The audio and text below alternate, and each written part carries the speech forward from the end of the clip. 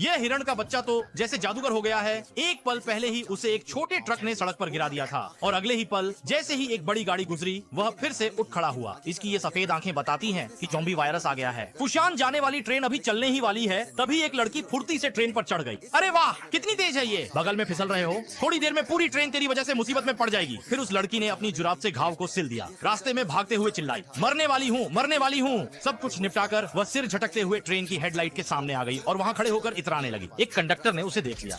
अरे ओ, मैं अब नहीं बचूंगी, कोई तो आओ, यहाँ एक बीमार है। इधर ये उस बेकार ऑटोमेटिक मशीन को कैसे चलाना है सोच रहा था। पीछे वो लड़की जमीन से उठी और कंडक्टर की बड़ी साइकिल पर बैठकर जोर जोर से कुतरने लगी। इसके बाद डिब्बों में पूरी तरह अफरा तफरी मच गई। चीफ कंडक्टर ने देखा तो वो भी घबरा गया। जल्दी से सबको पीछे की ओर भागने को कहा। इधर लोग एक दूसरे को खींच रहे थे, तभी पीछे से आई लड़की ने झापड़ मारा और उसे भी घसीट ले गई। घोड़ान डर गया, पैंट गीली हो गई। वह बेटी को लेकर भागा। ज़ॉम्बियों की भीड़ आ गई। अबे मुझे धक्का मत मारो यार, जल्दी भागो, पीछे तो और भी ज्यादा आ रहे हैं। बीच रास्ते बूढ़े माँ बीवी त्सुइहुआ का वॉशरूम से बाहर आने का इंतजार कर रहे थे। आगे अफरा तफरी थी, समझ नहीं आया तो पूछा, भाई क्या कर रहे हो? अगर मैंने बता दिया तो तुम। बूढ़े माँ ने देखा इसकी आदत नहीं बिगाड़नी चाहिए, डंडा मारकर उसे टॉयलेट में धकेल दिया। बीवी, अब भी क्या देख रही हो, जल्दी भागो यहाँ से। इसी वक्त गोडान अपनी बेटी को गोद में उठाए आखिरी डिब्बे तक पहुँच चुका था। उसका सिर तिपहिया के दरवाजे पर लगा था। तभी बूढ़े माँ और उसकी पत्नी आ चुके थे, लेकिन गोडान ने दोनों को बाहर धकेल दिया। बूढ़े माँ ने मुड़कर झटके में दरवाजा खोल दिया। जबरदस्ती दरवाजा खींचकर डिब्बे में घुस गया। ये दरवाजा आखिर बंद कैसे हो गया? मैं अब और नहीं रोक पा रहा हूँ। गोडान ने देखा कि ये ज़ॉम्बी दरवाजा खोलना नहीं जानते, बस तिल के दाने लेकर थक थक पीते हैं और उन्हीं पर हमला करते हैं जो शोर मचाते हैं। छुइहुआ ने अखबार से कांच के दरवाजे को ढक दिया तो सारे ज़ॉम्बी शांत हो गए। ज़ॉम्बी शांत होते ही बूढ़े माँ को गोडान की तीखी जुबान याद आ गई।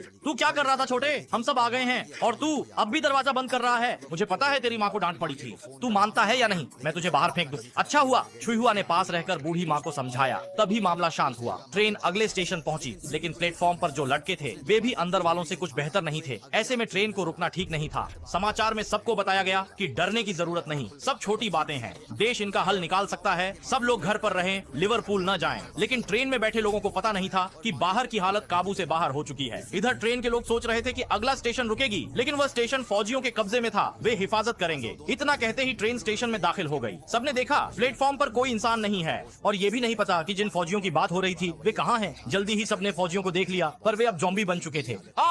खून आ गया, भाइयों हमला करो। ये देखते ही सब डरकर उल्टे पांव भागने लगे। एक ज़ॉम्बी सीधे गोडान की बेटी की तरफ झपट पड़ा। अच्छा हुआ बूढ़ी माँ ने झटके में उसे उड़ा दिया। फिर उसने छुइहुआ से कहा कि वो बच्ची को लेकर भाग जाए। वे प्लेटफॉर्म पर पहुंची, तभी ऊपर से ज़ॉम्बियों का झुंड कांच तोड़कर अंदर घुस आया और छत पर चढ़ने लगा।